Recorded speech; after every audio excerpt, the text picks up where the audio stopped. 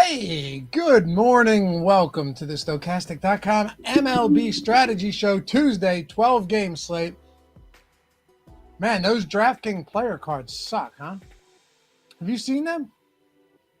It said that Carlos Rodon pitched 4.9 innings 5 starts ago. I don't like new stuff, you know? You'll get used to it. We'll all get used to it. But I don't do well with change. I got to say, I'm not a big fan. But I'm glad you guys are with me. I'm a fan of doing this show, if nothing else.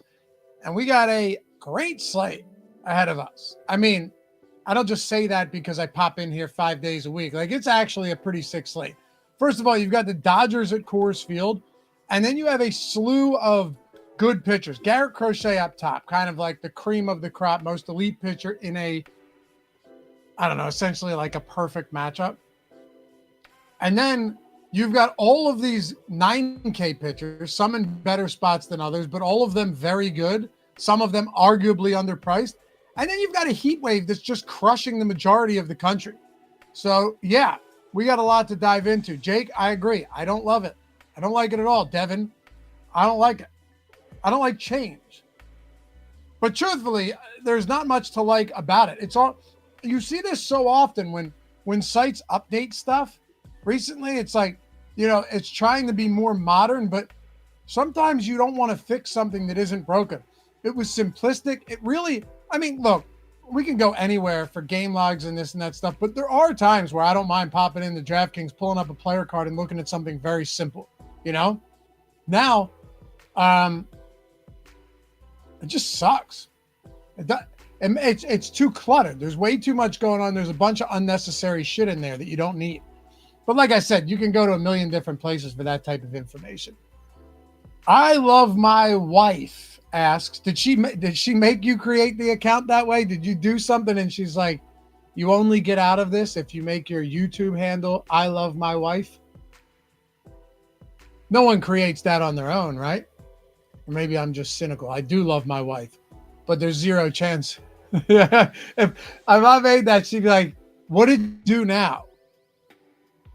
No question. She'd be like, all right, what'd you do? Without hesitation, if I showed her that.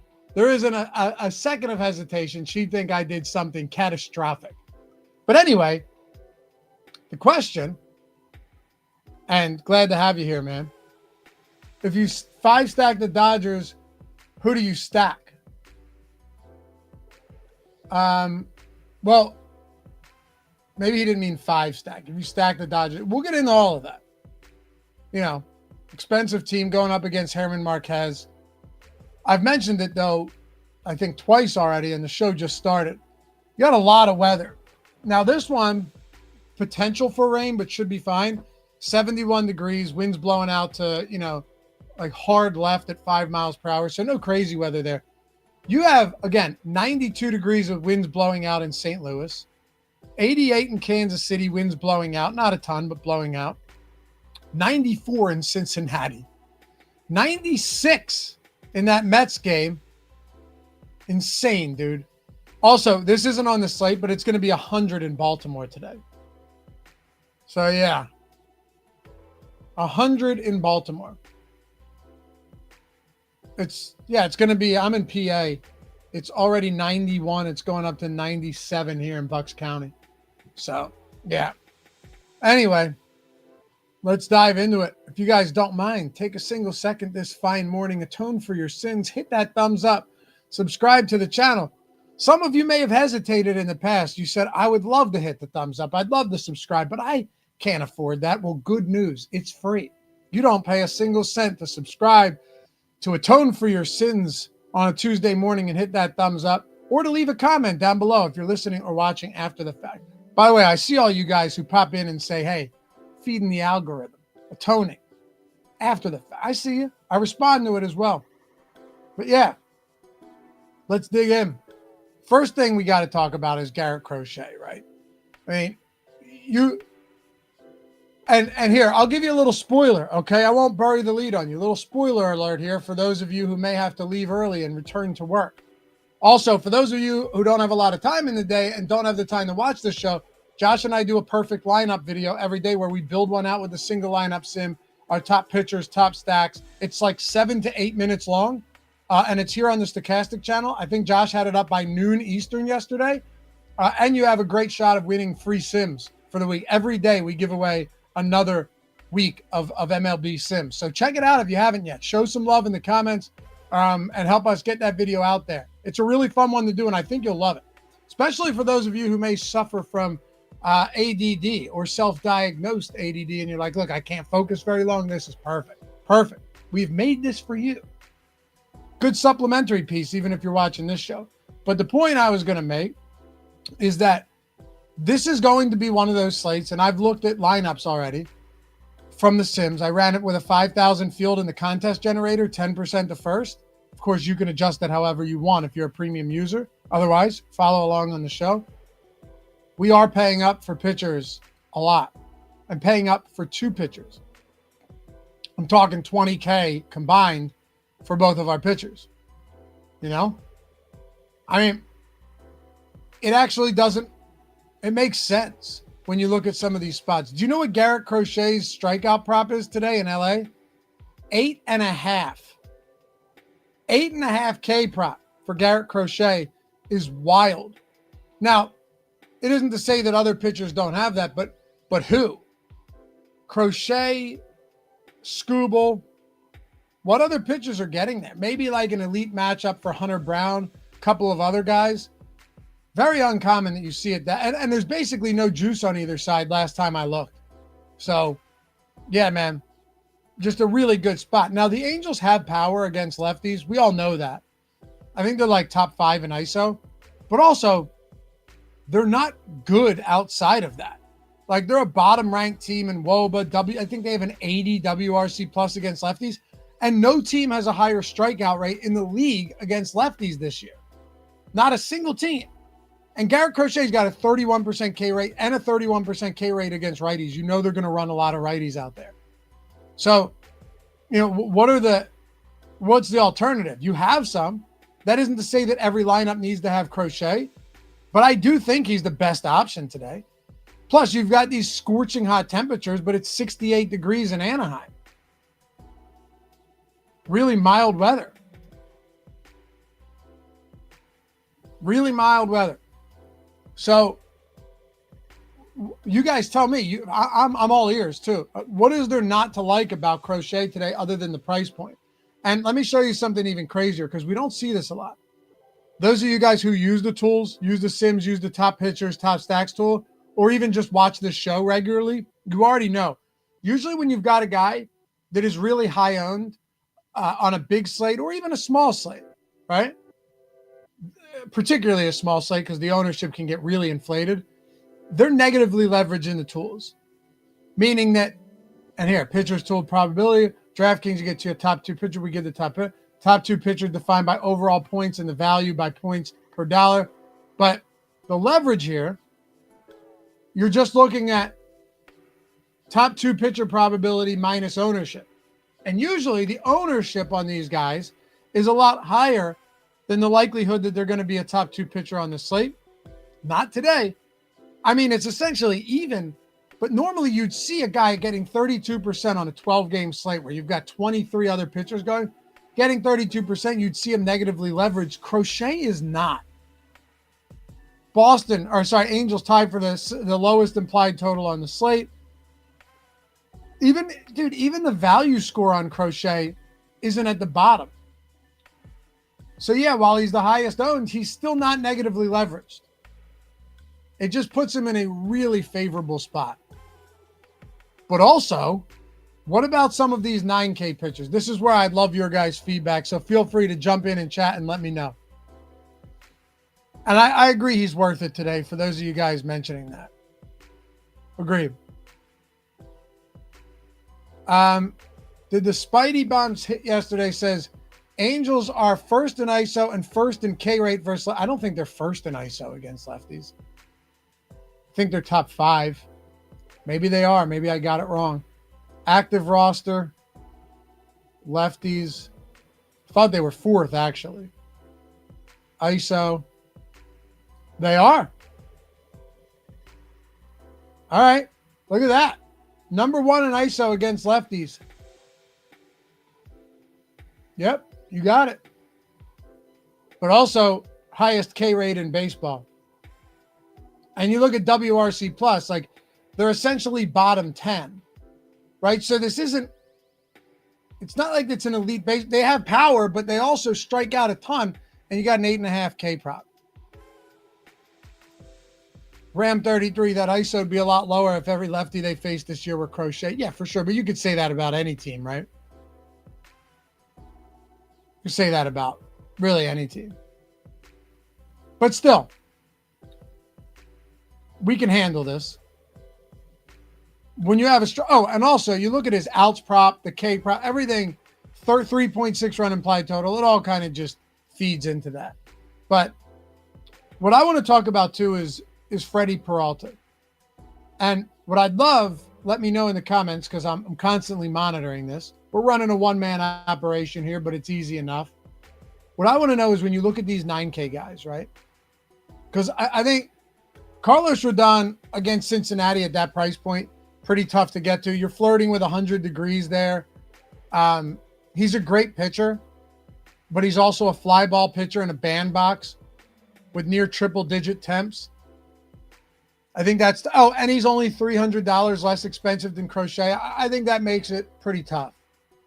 Spencer Strider is actually interesting to me because, we've mentioned this, but this Mets team is in free fall right now. It's not going to last forever. It's a 162 game season, but it doesn't also mean that it's going to end today.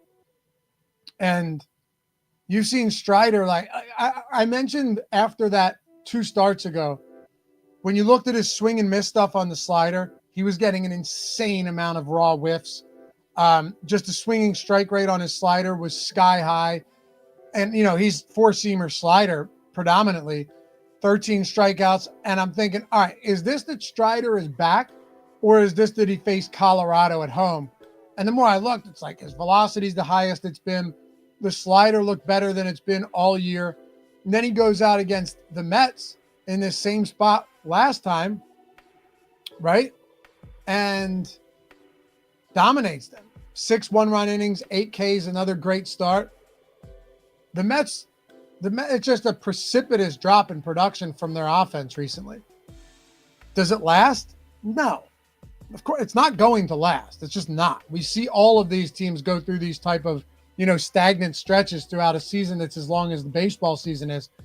But Strider at 6%, honestly, to me, he looks interesting. 10% leverage, 10.5 on Rodon. I would rather go to Spencer Strider over Rodon. That would be my preferred option if I'm looking to get different there. It's going to be really hot in New York as well. So I'm not ignoring that. But also, Great American is a much more hitter-friendly park than Citi Field is. But these guys don't look that different. Top 2 pitcher probability, similar implied probability implied total for the opponent, similar. Spencer Strider, higher value score, but a little bit more ownership. All in all, they look similar. I would prefer Strider personally. But the one guy I'd like to talk about in the 9K range, there's 2 actually. Because look, we have 7 pitchers at 9K plus today. What do we do with this trio? Let's say 3 actually, of Bubic, Peralta, and Framber Valdez. And this is where I need your guys' help, right? Because maybe I'm just seeing this wrong. Maybe I'm seeing this. Maybe I'm taking the wrong approach here. Yeah, you're inside in Milwaukee, Houston. You don't have to worry about the temperatures there. 3.6 run implied totals for both of the opponents for Valdez and Peralta. But should Bubic really only be 7% today? It kind of feels like he's criminally underowned at this spot. I don't know. Maybe I'm just reading this wrong, but he's a really good pitcher. And yeah, his last 2 starts, he scuffled a little bit. That happens. But one of them was against the Yankees. It was almost 100 degrees that day. I remember that game because I wanted to get away from him. And the last one was in Texas where it wasn't bad. He just wasn't great. But prior to that, this guy had been outstanding. He's 9K flat, getting 7% ownership because everything's going to Peralta. Valdez has Philly. It's not like Philly's the easiest matchup, right? So yeah, I don't know. I mean, Ranger, I think is a tougher ask. Even though Suarez is so much better than people give him credit for. Suarez is really, really good. And I feel like he genuinely doesn't get the credit he deserves ever. Like this guy, ever since that first start of the season where he got rocked by Arizona and Philly, he's been awesome. Awesome. So it's like you've got all of these good let's remove Garrett Crochet and Peralta, who we'll talk about in a second. You got 5 of these really good pitchers that just aren't in great spots. I'll include Bubic because the weather sucks there. Tampa's been pretty good. Framber Valdez is an elite ground ball pitcher who also gets strikeouts going up against Philly, but that's not the best matchup. Suarez against Houston, tough spot for Ranger against the Houston team that is particularly good against left-handed arms. Strider against the Mets. Carlos Rodon in Great American Small Park. I mean, try and figure this one out. It's tough. It's tough. Roger said Bubic had a couple of bad games, but he still had a ton of swings and misses, so I think he gets back to good today. I'd argue he only had one bad game. The other one was not what you're looking for from a fantasy standpoint, but he wasn't bad. Einsteinium, they say that Kansas City Park is bad for strikeouts, so it probably limits his upside. Well, let's see. I mean, is his strikeout rate considerably lower at home? Chris Bubic K rate at home, 25.3%. On the road, 25.9%. No notable difference whatsoever. 3.44 xFIP at home, 3.46 on the road. 17.8 K minus BB at home, 17.8 on the road. I mean, this guy essentially has 0 home and road splits. 0.24 home runs per 9 at home, 0.38 home runs per 9 on the road. That's, in case for those of you keeping track, that's 1 home run allowed at home and 2 on the road. I don't see anything. I don't see anything to concern ourselves with there. But if you're asking me who I think the best option is here on paper, I think it's Freddie Peralta. It's weird because Freddie Peralta hasn't had any of those like spike starts, to steal an NFL term, to steal a best ball term, spike games. Typically referring to, wide receiver 3 type options, guys that typically don't do much, but then they have that crazy spike game where they have 3 for 110. Jameson Williams over the start of last season would have been a good example of that. This year, I think he's going to be sick. That guy's so good. Doesn't get the credit he deserves. Well, he probably will now. But you haven't seen any of those crazy spike games from Peralta. But then I go and look at his props today. Yeah, it's Dwayne Scott. Good call. Darnell Mooney type games. Yep. Late stage Deshaun Jackson games. Who's the best example? Who's our best NFL example current in the league of a spike game player? Where typically they're quiet, but then once every 5 games they go nuts. Who are they? They still exist. They must. I don't know. Debo was asleep at the wheel pretty much all season last year, dude. Jaden Reed's a great answer. What a phenomenal answer. Yeah, Jaden Reed's. Oh, Fistula might have just. Yep. Fistula nailed it. Alec Pierce for Indy might be the answer. Addison's a good answer for Minnesota. MVS is another really good one, Andy. Late in the season, that burned me so many times. Goldie, I thought about saying Lockett, but that's been a while now. He's pretty much cooked at this point. But there was a time. MVS is a good answer. Pierce is a great answer. Pierce averaged a touchdown per like every 8. Oh, wait. Westbrook Akina be another good one, right? Jake, we said it at the same time. We said it at the exact same time. Westbrook Akina, who averaged a touchdown on like every 7 receptions last year. That one was absurd. Man, I get excited talking about that. Those are you guys off the top of the dome right away. Some really good answers. Some really strong answers there. Freddie Peralta, anyway, hasn't had many spike weeks. How to get me off track? Ask me a football question. The show will never end. So he still has a 25% K rate. He's still been really good. And I started digging through the props on him today to see where, Vegas was and where he was across these books. 6.5 K prop, juice to the over. Think about that for a second.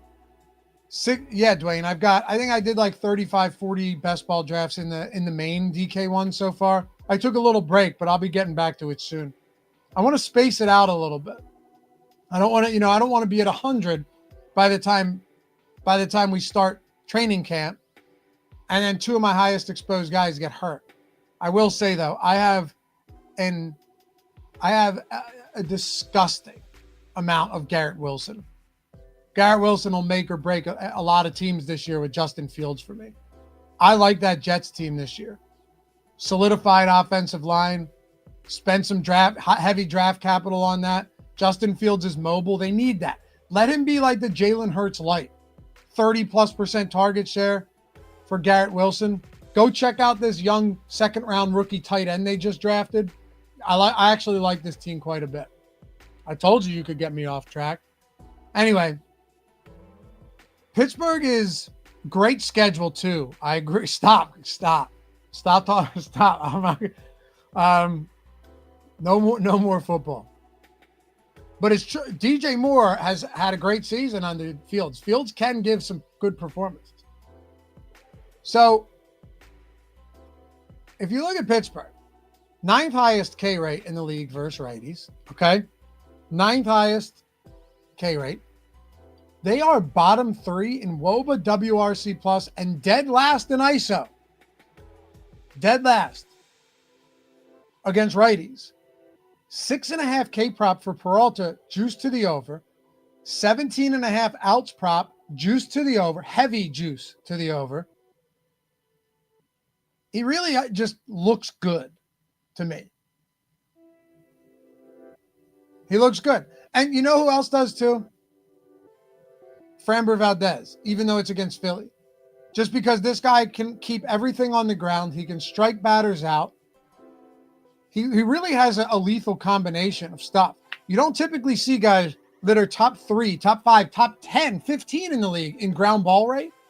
Also have a legitimate strikeout rate. Like what's Framber's K rate this year? Probably like 25, 26%. Probably a career high. 25.7. Yep, it's a career high strikeout rate. I'm sorry, 2020 was 26.4. But he's right there. He's right there. 26% K rate and a 60% ground ball rate. You don't come across that very often. I should start doing some best ball drafts and you guys come hang out. That would be fun. Get informed early. And I agree, Yellow Dart. NFL in June is yeah. I can't wait to do our first look NFL show. When DK drops the salaries in early August and then 8 star players get hurt and don't start in week 1. And now we've got 14 guys in the 3 and 4K range that look amazing. Yeah, Dwayne, I wouldn't. But Spags does an awesome job. You should check his best ball shows out is what you should do. He does an awesome job. Super informed on best ball stuff. He does them right here on the channel as well. I think Tuesdays and Thursdays. Make sure to watch them if you're in the football. You should be in the football. But yeah, that's our 9K plus range. If you guys had to rank them 1, 2, 3, how would you do it? I think I'm going, this is really tough for me, but I think I'd go Crochet, Peralta. The props are selling me on Peralta. They kind of steer me in a specific direction. I would go Crochet, Peralta, Bubic, but that's a personal opinion on Bubic. I think Valdez is probably a smarter option. I think Rodon and Strider become tougher to get to because Crochet's in such a favorable spot. You know, given the power for LA, even if Crochet gave up a couple home runs, hopefully solo shots, he could still go out there and give you 30 plus DK points. You know? But I'd go Crochet, Peralta, Bubic. Bubic is my low-owned pivot. But Valdez is up there. Tough spot for Suarez, even though he's really good. K. McD. I think Strider is back. I mentioned as much two games after 2 starts ago that everything looked on him way different than it had earlier in the season. Velocity was up. Slider was popping. Maybe it wasn't a Mizorowski slider, but it looked damn good. You get into this mid-range, and how gross is this? Seriously. How gross is some of this mid-range? Who do we go to here? Who do you guys go to here? Tyon against St. Louis. I don't like that spot. 92 degrees either. Castillo against Minnesota. That's fine. 8,200. Remember last time I told you he hadn't had a single start all season long with 7 strikeouts? Well, as fate would have it, last start, how many strikeouts did he have? 2 starts ago, 7. Castillo just hasn't been that great, man. He's limiting runs, but similar to Peralta, you just haven't seen those great performances. And Peralta overall has been better. Heaney against Milwaukee, Verlander against Miami. I mean, I guess you could try and run out the corpse of Justin Verlander. But there's really nothing favorable about that spot aside from the park and matchup. But from like an actual pitcher perspective, at 7,500, I'm not in love with that. I would genuinely rather go to Tyler Anderson at 6,400. Or Ryan Nelson. Why not just pay down? I know they're getting a little bit more ownership, but Fields is still coming in close to 10% ownership. Sorry, Verlander is coming in close to 10% ownership. So, who? Ryan Nelson, 6,500 against the White Sox. We just saw Eduardo Rodriguez go out there yesterday, and Eduardo Rodriguez has had some serious trouble this year, right? Like some serious trouble. 6 scoreless innings with 10 Ks.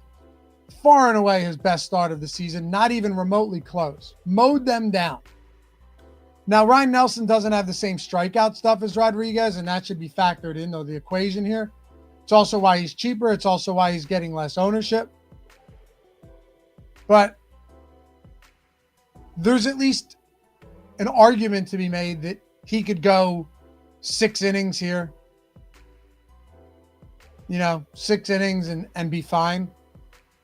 But I'd be lying to you if I told you I love this spot on Nelson. I don't think it's a great spot by any measure. Dwayne, I know I mentioned, I was talking about getting over or under the field. And of course, we're also talking about Justin Fields. Jake, that is a ton of Tyler Anderson ownership. I suspect we'll see a relatively high percentage of Boston stacks. My guess is we see a good amount of Anderson in our exposure and also a decent amount of Boston stacks. That would be my guess. Because we get that a lot where it's like, hey, this guy looks good, but also the stack looks pretty good as well. Because it's really just how it sims out, right? When you run these simulations tens of thousands of times, there's going to be lineups where a $6,400 guy, against a Boston offense that really isn't that imposing right now, looks good, but also a Boston offense against a middling lefty in Tyler Anderson could look great as well. I don't love Chris Paddock here, but he's always that sneaky type of guy. Paddock is the type of guy. Paddock's last year was a spike week pitcher. Just terrible, terrible, terrible. Wow, great start. Terrible, terrible, terrible, great start. Seriously. Just look at his game logs from this year. -12, 9, 33, 6, 23, 29, 5, 10, 11. I would entertain a little bit of Chris Paddock in a matchup like this. 4.6 total for Seattle. They mounted a bunch of runs early against Minnesota yesterday. But, yeah, if you're playing 150 lineups, whether it's in the main, the mini-max, the other mini-max, whatever it may be, you get to a little Paddock, I think that's okay. Yeah, I'd be okay with that.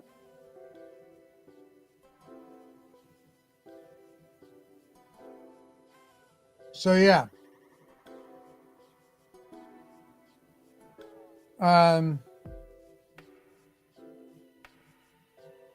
Anybody else you want to talk about? Anyone else you guys have in mind that looks good today? Let me know. Because we can throw them out there. We can talk about some of these guys that we haven't touched on yet. But I think we've covered most of them. Not in love with Frankie Montas here. Michael McGreevy against the Cubs.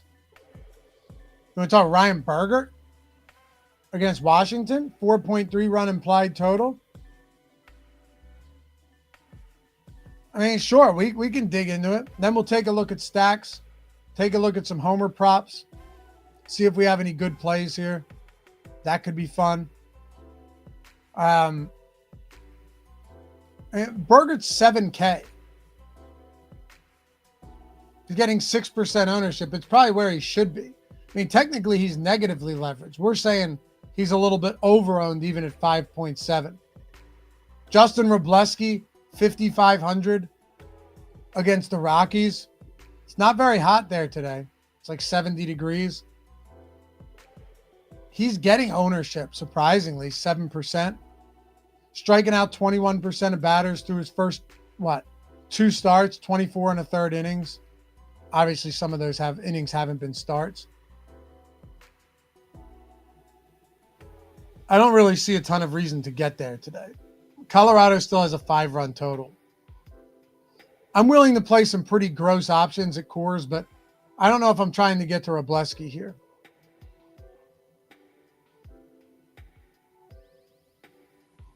Yeah, I don't necessarily know if that's the spot.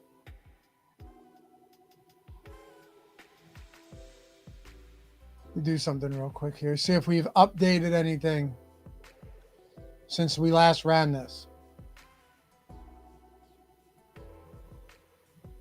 Help you guys out a little bit. Because, you got a few people. Are we good? There we go. Mentioning Burns. I don't think we have him in the projections yet. Because it wasn't known earlier in the day. But actually, I guess it was. Let me see here.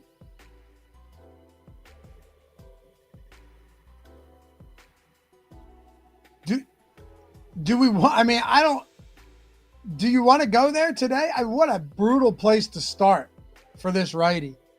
Here, let's pull it up. 96, 97 degrees against the Yankees at Great American. Oof. Also, another thing to consider here is you're paying, $8,000 for him? I'd be very interested to see if this guy gets ownership. How many innings? 66 innings this year in the minors. 37% K rate, 5% walk rate. Maybe we should entertain it. Look, this is another one of those spots that could go south really quick, or you just paid $8,000 for a guy that should be 10K, right?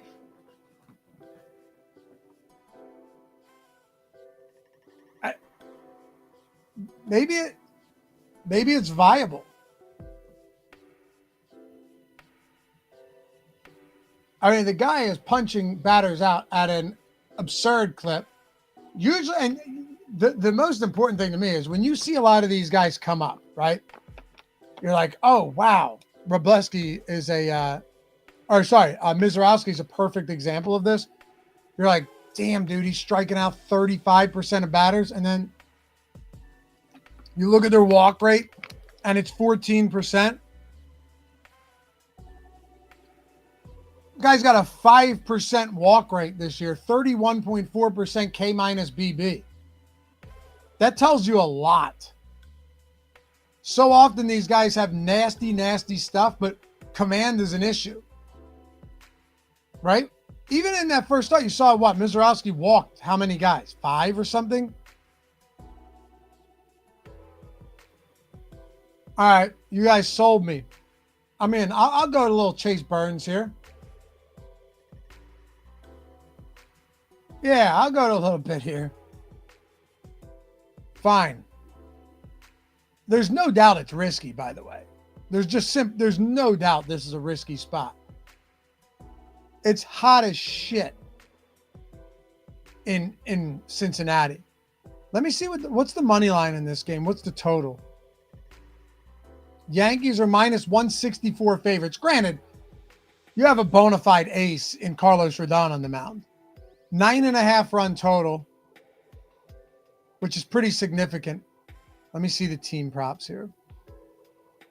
Team totals. Yeah, I mean, Yankees on DraftKings, under 5.5, over 5.5 is even money, which is pretty interesting. But this guy's clearly been excellent. Anyway, let's take a look at our exposures in the Sims. You guys ever want to check these tools out?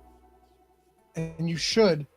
There are 2 super easy ways to do it, right? And by the way, shout out to the boys. Shout out to the Stokastic avatars over the weekend. Look at that. Just, by the way, crushing these low stakes contests too. The quarter jukebox, the solo shot, the mini max. Our guy here took down the skipper and a bunch of other contests as well. But I mean, so many people just crushing with these tools in these lower stakes contests. The higher stakes stuff too, and the flagship stuff. There's no doubt about that. Like here, let's do him a second place in the 555. This guy's won 180 grand over the past 2 weeks, 3 weeks. And these are just from a couple weeks ago. 43K right here for Mark using the tools. So, I mean, high stakes, low stakes, mid stakes, flagship contests. The fellas are crushing. Ugly 8 game took down the main MLB 2 weeks ago, 20K, second day using the Sims. The commish, 50K. What was this? June 9th. So, yeah, less than 3 weeks ago, 50K using the tools. So we're getting the job done. There's no doubt about that. If you wanted to check them out, there's 2 ways to do it. One, shoot me a DM. Lofty_D on Twitter, LOUGHY_D, or on Instagram. Say, hey, I watched the show. Can I get that discount code for the week or for the month? I got one for both. That's all you have to do, and I'll hit you up immediately once the show's over or when you send it if you're watching after the fact. Or literally get a month of The Sims for using the link in the description that says sign up with any of our sportsbook partners, get The Sims free, and follow these 4 steps. That's it. Choose one of the promos below. If you're in a legal betting state, you got all these sports books. If you're in a non-legal betting state, you have all of these pick'em sites. That's it. You have to click claim offer. That's like the most important thing here. Otherwise, we can't track it. You can do as many as you want. Every single one of these equals an additional month of The Sims for any sport you want. Sign up using that claim offer. Deposit. It's usually a 5 or 10 minimum deposit. That's it. So you could get 4 months worth of Sims, which is like $480 for literally lowest $20. Deposit, place a bet, or make a lineup in one of the pick'em sites. Once that settles, just take a screenshot of your settled bet, take a screenshot of your welcome email, and email us at support@stokastic.com with those screenshots, and just tell us what leagues you want. That's it. It's as easy as that. You do one of them, you got a free month of Sims. You do 3 of them, you could be like, give me MLB, give me MMA, and give me NASCAR. Oh, and give me PGA. I'm going to do a 4th. Or you could space them out. But I mean, dude, no simpler way. Anyone who's like, oh, the tools are too expensive, you're crazy, man. We have so many ways to get in at a super affordable cost and start to build your bankroll quickly. So there's 2 ways. DM me or use that link in the description. All right, here's our pitching exposure. Crochet, Peralta, Valdez, Anderson, Nelson. No surprise there. Only 5% Bubic. I'd love to get a little bit more there. I'd like to get a little bit more of Strider. But I get why we're getting to so much Crochet and Peralta. Props on them look excellent. Valdez we're getting 33% of. And then Tyler Anderson. But the thing that stands the most out to me, really surprising on a 12-gamer. I don't see this a lot. We don't see this a lot. For everyone that hangs out with me Monday through Friday, 12-game slate, a lot of high totals, and our 3 most exposed pitchers are 9,200 or higher. That is uncommon. That is really uncommon. But I trust the tools when they feed us this type of information. You're running the Sims, tens of thousands of simulations, and these are the lineups that have produced the best lineups, or the highest scoring points. More than anything, they're the lineups that have the highest simulated ROI. That's the point of the Sims. All of these guys down here were essentially fading.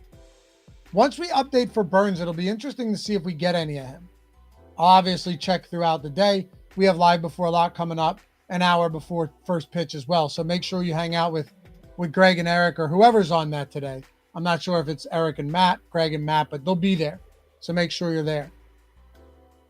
But Anderson and Nelson are legitimately our only cheap options that we're getting to today.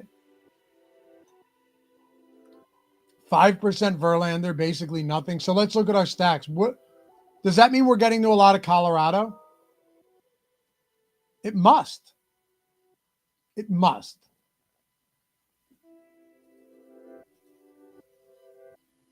Boston. Jake, was it you that mentioned it? You nailed it. Was that you, Jake? I can't remember now, but you nailed it.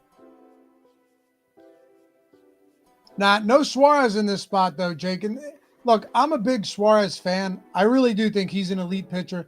I said last year, screaming from the rooftops, Suarez is a better pitcher than Aaron Nola. I took some hate for that. I've made some bad calls in my day, but it appears I've been vindicated on that one.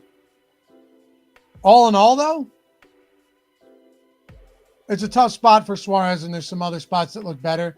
And if you look at the K props and you look at his props, they don't stack up against some of those other pitchers in that price range.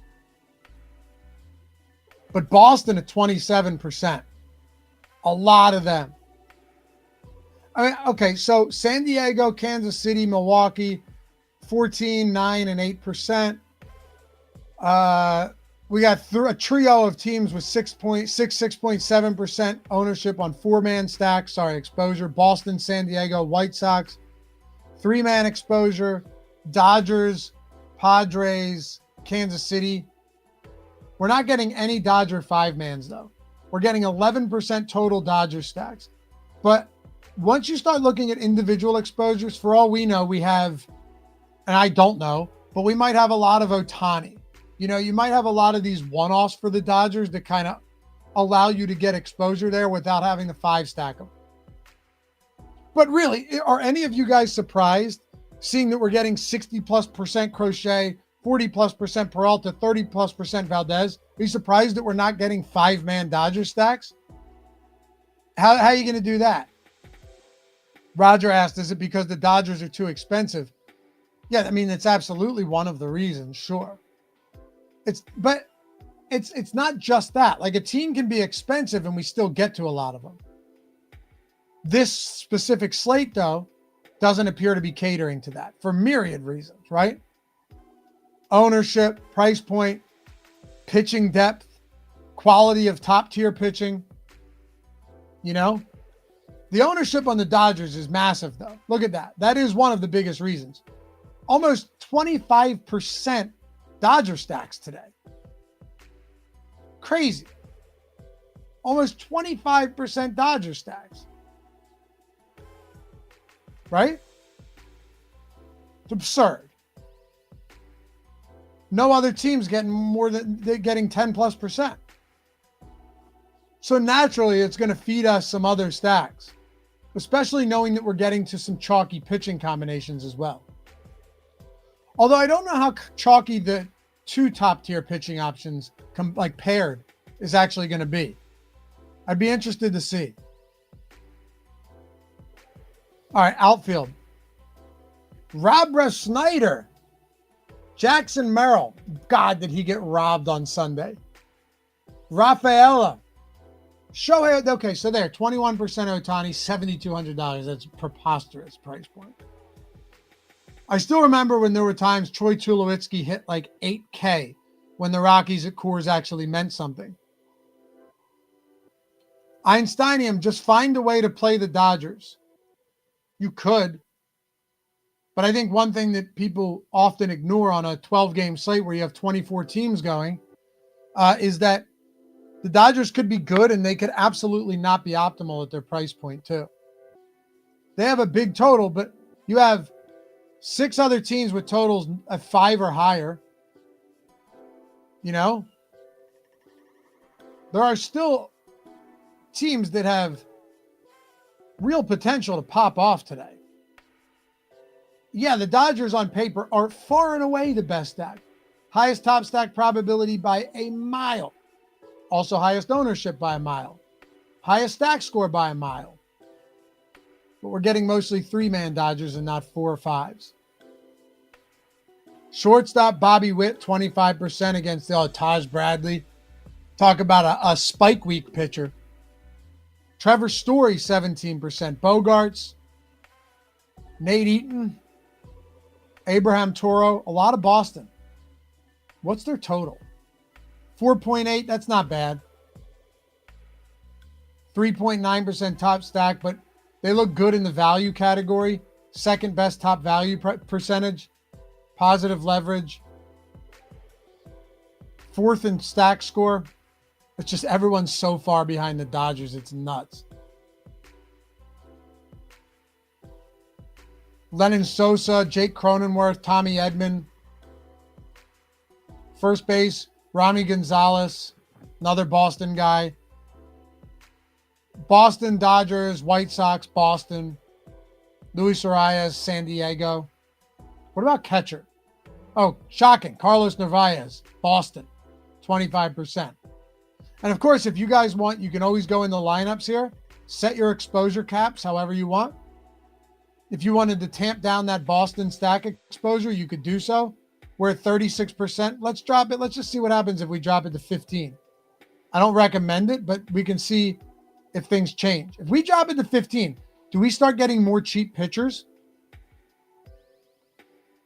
No, we don't. We get a little bit more Anderson, but less Ryan Nelson. So what does it do for our stacks? What is it, more Colorado and White Sox or something? More San Diego, more Kansas City, more Milwaukee.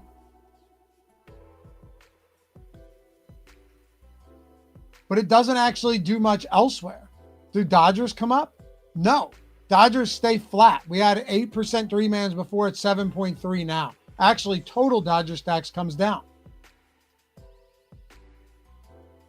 Let me clear the exposure caps here. I'm actually very much looking forward to see what our lineups look like.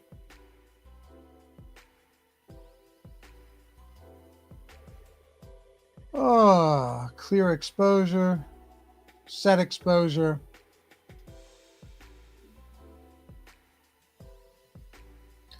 Jameson, did ownership came down 10% on the update? To who? It could have. Who are you talking about ownership came down on? We're going to update these projections, top stacks, pitcher, all that throughout the entire day. Right? Ownership came down on the Dodgers a bit.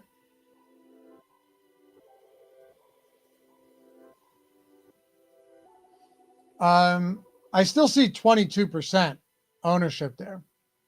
Unless there's something I'm missing.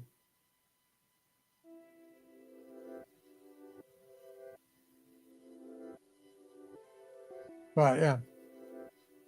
Einsteinium, I think you can play guys like Verlander, Bradley to get more Dodgers. You can. You can play Ryan Nelson too against the White Sox. It isn't to say you can't get to any of these guys. Like the way that we have pitchers right now, you're still not getting a lot of them, but you know, Verlander we're getting a bit of. We're getting a little bit of Chris Paddock. I think that's another one, Einstein. I think you can get to Paddock too. If you wanted to take some stabs at Paddock against the Seattle team, that they're good, but you can catch them on a day where they strike out 12 times. You know?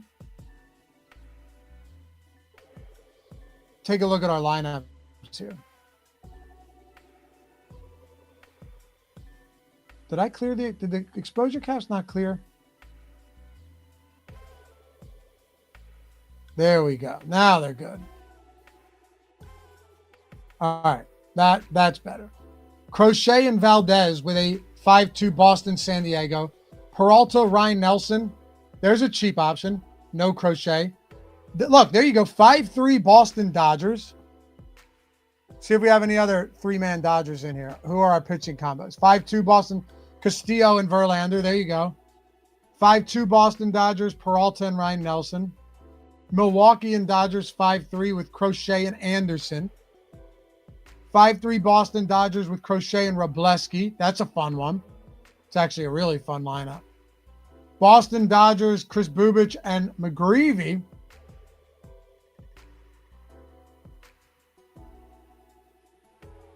Here's a 4-4 Boston Dodgers with Paddock and Ryan Nelson. That's fun. That gets you Ohtani, Mookie, Edman, and Muncy. So it's doable, and the Sims will feed us some of that, but you're not going to see a ton of it. There's just no way. Especially with how well guys like Crochet and Peralta and Valdez grade out for us today. Did we update for Burns yet?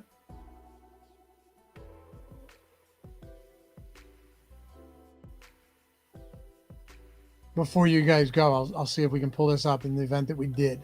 If we didn't, it will be soon. No, not yet.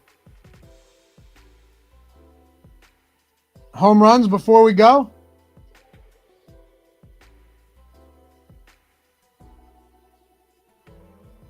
Come on, what happened here? I shouldn't have hit refresh.